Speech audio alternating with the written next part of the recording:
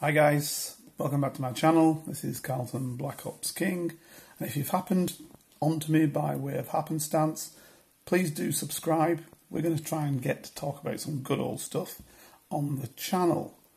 Today, well, because we're kind of banged up to date, we're going to talk about Russia, not in a negative manner, which is normally the case for people coming out of the UK, but in a positive way, because I think that's what should be done.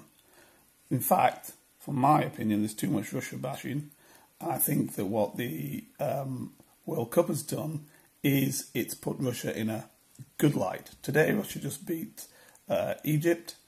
I thought the Russians played very, very well. A shame that Mo Salah wasn't at his best, because if he was, he would have given them a much better game.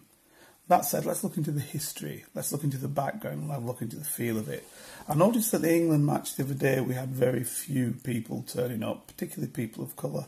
And that's one of the reasons is because they were told a whole load of hogwash to some extent about the fact that, you know, they'd go over there and everybody was anti-people of colour. And, you know, people who turned up were putting their life on the line. And in fact, the general, ordinary, everyday Brit was putting his life on the line just for turning up. Nonsense. Look, let's face it. There are Russian football hooligans, there are British football hooligans, German football hooligans, Polish, Dutch, and so on and so forth. Yes, Russia has a problem with nationalism to some extent. I guess it's to be expected. The Soviet Union falling apart not that long ago, and Russia falling down to the depth of a very poor country and a poor land from the heights as it would have perceived itself as part of the Soviet Union as being one of the most powerful countries of the world. Russia's now reasserting itself, which frankly is probably the norm, and so it's been perceived in the West as that's negative and it's somehow like the Soviet Union. Let's get the first things right. Russia is nothing like the Soviet Union. The Soviet Union had a cause. It was communist. It was communism. Good or bad cause depends upon how you think about it.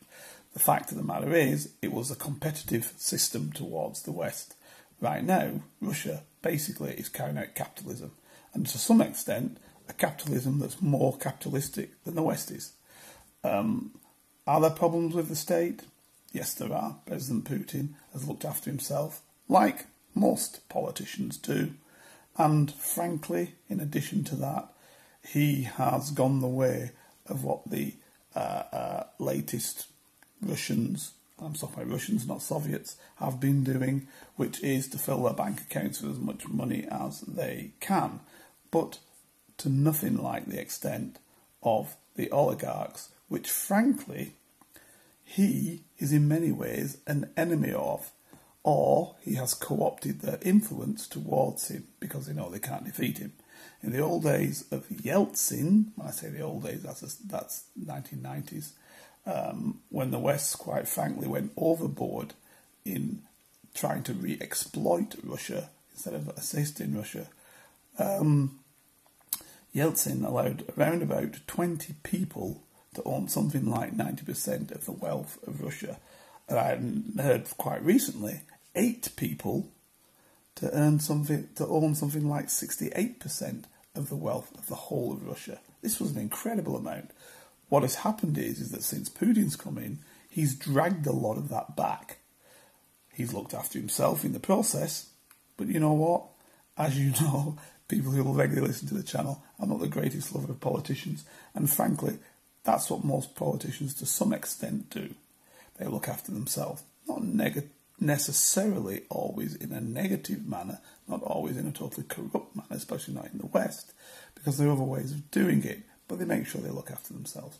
He's doing it in a Russian way, as what Russians do, and that's to fill their pockets, because that's the system that's come in place post-communism, because they became an out-and-out, totally capitalistic system. So yeah, the point is, what I'm making is that let's stop the Russian bashing. Let's try and get on. Let's not look at it from the perspective of it's all touchy-feely. No, I'm a cold, hard-nosed